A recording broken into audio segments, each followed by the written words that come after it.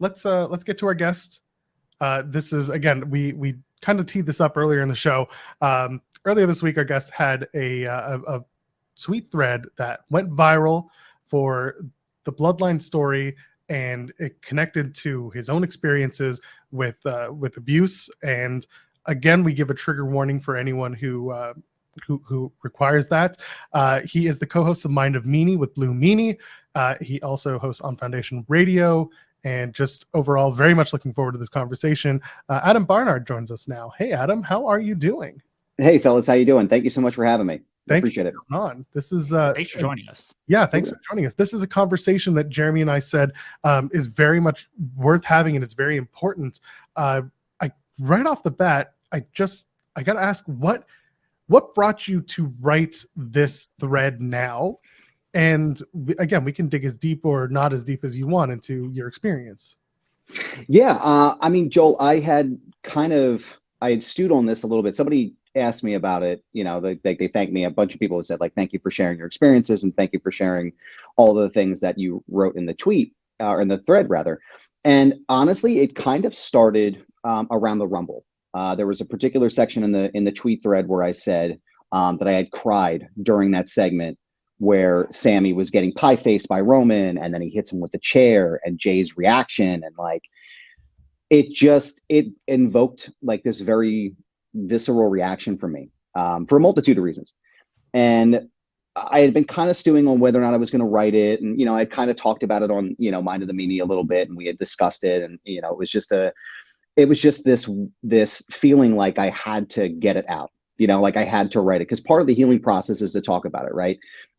Like on a personal level, I know that when I start to feel things that happened in my life and I start to go back into some of those things, I get this cold sensation in my chest. And so, you know, people's bodies react differently to these things, but I get this almost like it's like, imagine like when your foot goes numb and it's like just kind of everywhere up top, right? Like it's this very weird reaction that I have to things.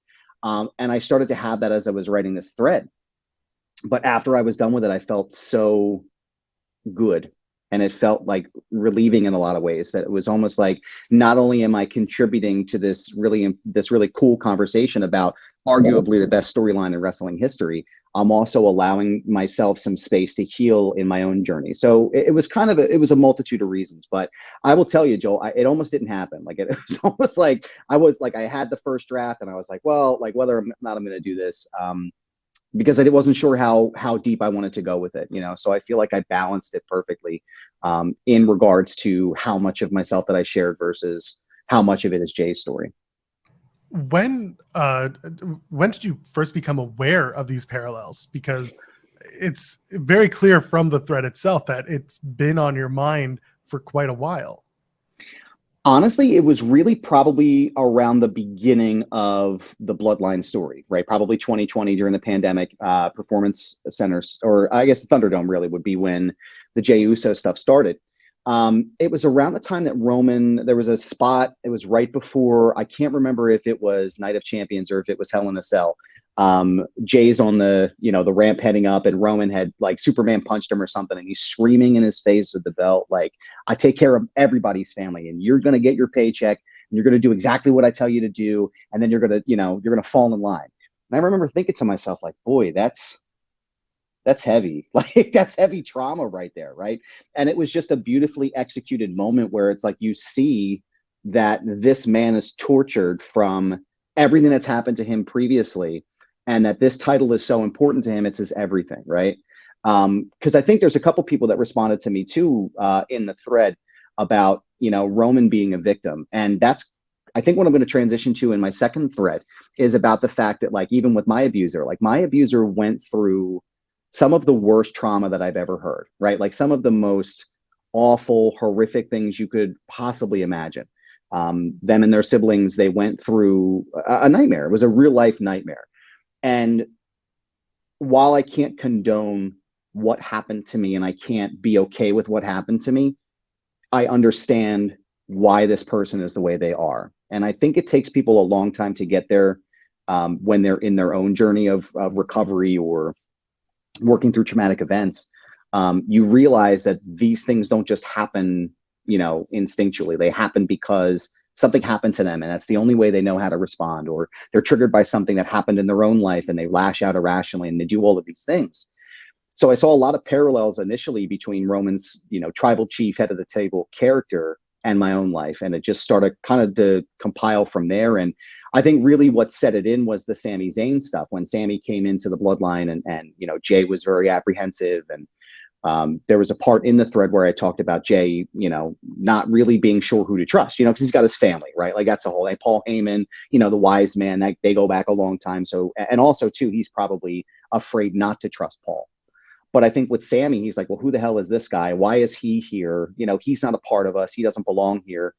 And I think that for me was sort of the first bell rung where it was like, okay, this is a trauma story, right? This is a story about a man who has been beaten beyond his own recognition, because remember, like he was hosting what was it, a rap battle with the women wrestlers during the pandemic and Performance Center era, and he's this happy, smiling guy, and he's just him and Jimmy. They're just always doing all these fun things. And then all of a sudden you start to slowly see that this man becomes a shell of himself. So I think that's really when it started, was the Sami Zayn plot line. And that's when the wheels started to spin a little bit. Have you gone back, and you mentioned like Rumble is when sort of a lot of stuff were brought up. Like, have you gone back and watched the stuff from really the Thunderdome and when Jey starts to become main event Jey, right hand man, and all of that stuff, and like further kind of looked at it to just get further analysis on it, or has it just kind of stuck with you since then, and so it's just very easy to sort of bring up? Yeah, Jeremy. So I actually, this weekend I went back after I think, I don't remember when I did the thread. I think it was Saturday or Sunday. I can't remember which day, but after I did the thread, I was like, you know what? I want to go back and watch that Hell in a Cell match, because I think that's really when Roman transitions completely from the big dog character to the head of the table tribal chief. Like you can start to see it kind of building, but that moment right there is really when it popped off and really became what it is now. And it had the roots there. So yeah, I've gone back, I've watched I watched the Bloodline, the 2-hour, megasode that was on WWE's YouTube page. And I've gone back and watched, that Hell in a Cell match, and I've watched things in between. I have a hard time watching the Rumble, that segment of the Rumble, just because of the emotion that it invokes in me. But I've watched it, I watched it with my kids. We're all, big wrestling people in our house too. So, that particular one is one I tend to shy away from, the Rumble. But yeah, I've gone back and it adds an additional layer of things that I may have missed before, right? Because once you notice something, you can't unsee it, right? Like that bell can't be unrung. So going back and watching it, and you see all these cues and all these little pieces, and even Paul, like to Paul Heyman's credit, like the guy's a freaking modern day Shakespeare, right? Like the guy is like, this story is, from what by all accounts, is really a product of his mind, and the little things that he does while he's standing in the background and the little cues he gives while things are happening, like it's amazing to go back and sort of tie all those things together. But yeah, it definitely gave me some additional space for like analysis and to write things and to be like, okay, well, this is why Jey reacted this way, or this is why Roman went to this spot. So yeah, it's definitely something, and I feel like the story is evergreen, right? It's like watching Goodfellas, or it's like watching, The Wrath of Khan, right? Like there's these specific movies that tell these incredible stories, and you can always go back to them and start from the very beginning and feel exactly what you felt the first time you saw it. So I think in this specific instance, in this sort of wrestling bubble that we all exist in, right? I think this story specifically is, can stand a test of time, really kind of from pillar to post. The line Roman gave on Friday after Solo turns on the Usos and everything, and Paul Heyman's like, well, what about Jey? And Roman, I thought this is a very hard line for a number of reasons, but he's like, Jey's just going to fall in line like he always does. Yeah. Yeah. Like in your experience, like how does that line hit? Like a ton of bricks right in the mouth. Anybody who's been, in a situation with, narcissistic abuse or, spousal abuse or something along those lines. Because again, like abuse is kind of like a spectrum. The end result is typically always the same, but it's everyone experiences abuse in a different way. My experiences with abuse are not necessarily the same as someone else would share, but that doesn't negate anybody's processes, right? But I definitely, when I think about him saying something like that, it's exactly why I wrote the thread, and it's exactly why I identify with Jey so much, is because when your abuser, like I said in the thread, like when a narcissist is challenged, their immediate reaction is hellfire and brimstone, right? How dare you? How dare you step to me and challenge my authority? How dare you point out something that I did, and you should be grateful that you're here? And I can't, it's a visceral response because they are emotionally unprepared to deal with the consequences of their actions, right?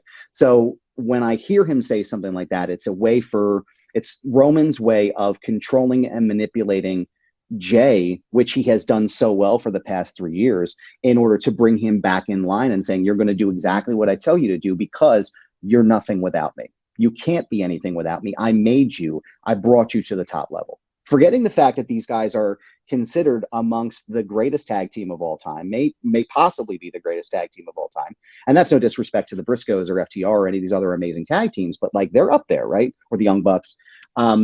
But in Roman's mind, he is responsible for everything, right? He's the head of the table, and that's classic narcissist. Like, you would be nothing without me. You can't possibly exist without me. So in my experience, I think something like that is just a reminder of the fact that, like, these people who are abusing you are so toxic, and they're so tortured by their own realities and tortured by their own abuse, that it's impossible for them to be held accountable in a real manageable way, right? So it kind of smacked me in the mouth a little bit there, I won't lie. But yeah, it was definitely, it's the catalyst of what's to come. I've long maintained that Jey was going to be the one to knock off Roman Reigns, right? And I might be jumping around here a little bit, but it's while I'm thinking about Jey and Roman, people have commented on the feed and said, well, Jey's not going to be the one that beats Roman for the title. It's not going to be him. It's just, you're missing the point when you say those things, right? Because it's not about the title for Jey. It's never been about, it may have been in the very beginning of the conversation, but it's not now. The ultimate story for Jey Uso is his redemption, his salvation, his getting out from underneath the tribal chief. He doesn't care about anything else. He just wants to be in a position where he can exist with his brother without the fear of Roman Reigns coming down on him in that way. So I still think it's very possible that Cody is the one who takes the belt away from Roman. I don't know if that happens before or after the Jey split, and I don't know what that looks like as far as a storyline process. But I definitely think that Jey is going to be the one who ultimately ends the story. And as far as like once we get to that point of the conversation. I'm looking at a lot of the feedback from your thread, and it's almost all entirely positive. And I want to know, when you were writing this and when you're experiencing this, is it enhancing your love of the product? Is it a tough, how are you balancing this? Because, there is a big emotional component to what you're seeing on screen and obviously your lived experience. So I'm curious, like, how does it affect you watching the product now versus like watching Lacey Evans have a match, against who knows who? Right. Yeah. Jobber number 3. Yeah.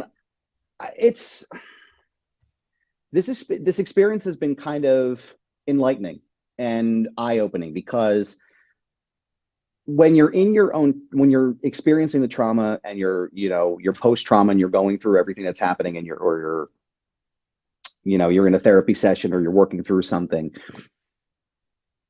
it's almost a lonely experience, right? It's a very lonely experience, and it can be lonely for some people, right? Very isolating, especially for me. Like I said in my thread, there was a long time, and I'm still kind of working through it, where I feel like people's motives or intention. There's always like a secret motive. There's always a secret intention with someone. There's always someone who's looking to like get underneath my skin for some reason, right? And it's this very isolating process, because it's like you can't trust anybody, right? It's impossible to make real life connections because you almost don't know how to do that. So when I watch the product, or when I see people responding and not just co-signing the thread, but also responding and being like, this enlightened me to a lot of my own things that were happening in my life, and having these actualizations and these light bulb moments. I mean, that's huge for me, right? Like that's kind of the goal of creating any kind of art, whether it's writing or photography or movies or the Bloodline story, right? It's invoking something. It's invoking a reaction. It's invoking a response. And to see so many people attached to it in this way, in such a positive way, has been really amazing. As far as the product goes, watching the Bloodline, it's just made me more interested. Like, it's just made me, I mean, to be fair, for me, it's been must-see TV the entire time, right? And there's a lot of conversation like, oh, well, Cody should have won, and you know, the Bloodline's getting stale, and then all of a sudden it's like this magic thing happens, and you're like, oh my God, I'm fully invested again, right? So it's been must-see TV, but I think for me on a personal level, I just want to see it pay off the way I feel like it should pay off, right? I'm not paid by WWE. I don't work for them in the writer's room. Like, you know what I mean? Like, I'm not Paul Heyman or anything like that, but like, I feel like if this was my story and if I had creative control over this, I feel like that would be the perfect way to end that story. And it's almost like I just want to see Jey get the win, right? Because now he's the underdog. Now he's the person, because you know Jimmy's going to get his ass handed to him, right? Like, that's what's going to happen. Like, something's going to happen. It's going to be Jimmy and Roman, and something crazy is going to happen. And you're going to see that callback to the Hell in a Cell match from 2020, where Jey is going to now be in a position where he has to save Jimmy the same way Jimmy saved him. And I think that's really going to be the catalyst, and that's what splits, you know, the what do they call it? The you know, the split, I guess, is the right way to say it. But it makes me so much more invested in it, and it just makes me want to, you know, just keep watching to see if there's anything else I'm missing, right? Because you still could talk about Solo, right? There's a whole section of Solo about, you know, why he turned on his brothers, why he did what he did. You know, is he the enforcer? Is he the Luca Brasi of the Bloodline, right? He's there for a specific purpose and a specific purpose only. You know, what happens if Dwayne actually does show up? How does he work into the story, right? Or Rikishi, which has been the big rumor recently. Like, what happens if these guys show up? What happens if the Wild Samoans somehow get involved in this and like a spot? You know, like, there's so many different variables that can happen. There's still Cody Rhodes to deal with, and so it's made it very interesting. But I think for me, I'm always looking for that thread of, you know, of what Jey Uso is going to do. So I think it's enhanced it for me, and it's made it much more compelling in a way I didn't think I was necessarily envisioning it being.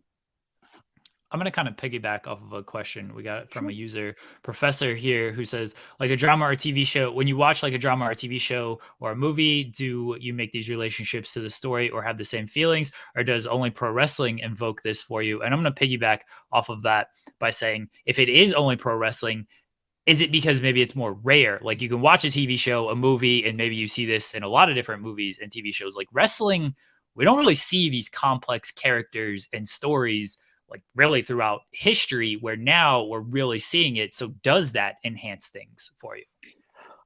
Yes. I mean, it's not as if I haven't connected to anything like, you know, other mediums, other art forms, right? Like Good Will Hunting is one of my favorite movies of all time. And the story of, you know, Will Hunting, you can kind of lots of people can apply that to their own lives, right? And there's a lot of things in that movie that sort of set me on the track to where I need to be in my own life, right?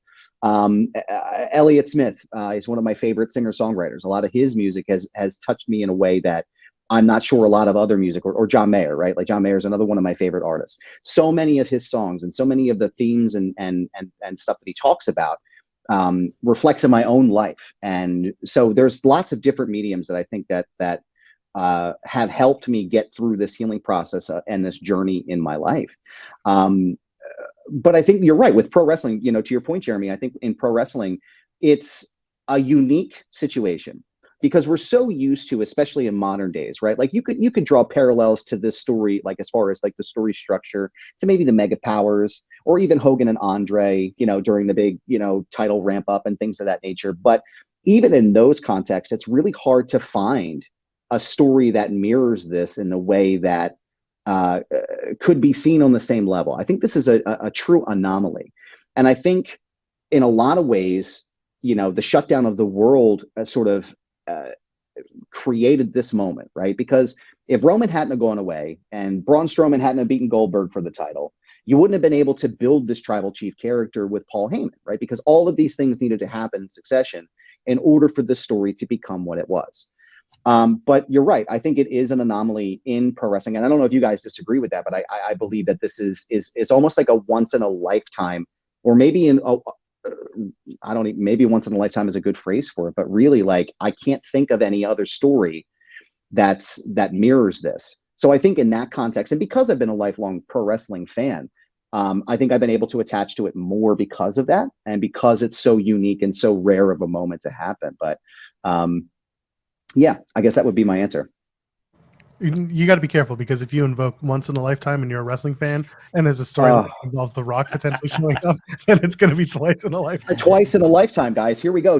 6 times in a lifetime with The Rock fighting John Cena at WrestleMania. Like, oh, here we go again. No, I mean, it's just, but it's like, you know, and again, like I said, with Dwayne, like, it's entirely possible that The Rock shows up here, right? Because initially, like, there was the big talk at WrestleMania, and it's like, oh, is The Rock going to be here? Is he not showing up? You know, it's at that moment in time when Cody comes back from the injury and he's doing the ramp up and we're finishing the story didn't need Rock, right? Like, it didn't need him at that point. Now, if you brought him into the fold, it's only going to take it to the next level, right? Like, it's only going to, just when you think it's completely over, Rock shows up, right? Or Rikishi shows up. Like, there's so many ways that this could happen. But yeah, I was trying to think of another phrase there, specifically because The Rock was involved, and I didn't want it to be like, here we go, once in a lifetime times, you know, 643, because we know what happens there. But no, I agree. I'd be curious to see where it goes. Before we let you go, I do want to bring up the super chat from Amanda Savage. It says, so much love and support for Adam for sharing, and all the cycle breakers who feel the Bloodline story on this level. The way archetypes in an enmeshed, dysfunctional family are portrayed has been stunning, and I think this really nails it.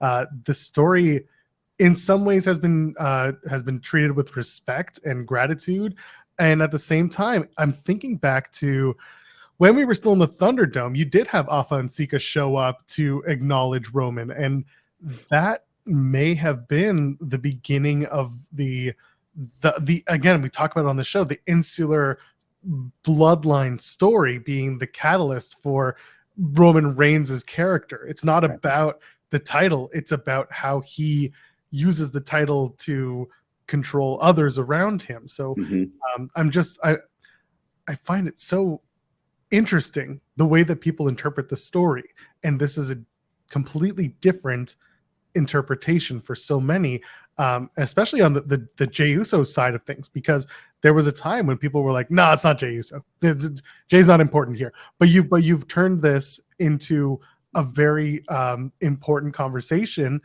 and also you've made the case in a lot of ways from a storyline standpoint for Jey Uso to be the guy. So was there ever a point where that kind of wavered, or has it always been, have you always been firm with Jey? No, I've always been firm with Jey, especially and thank you, Amanda Savage, by the way. I really appreciate it. She sent me a really nice tweet after this was done. So I just wanted to say thank you. I really appreciate that response.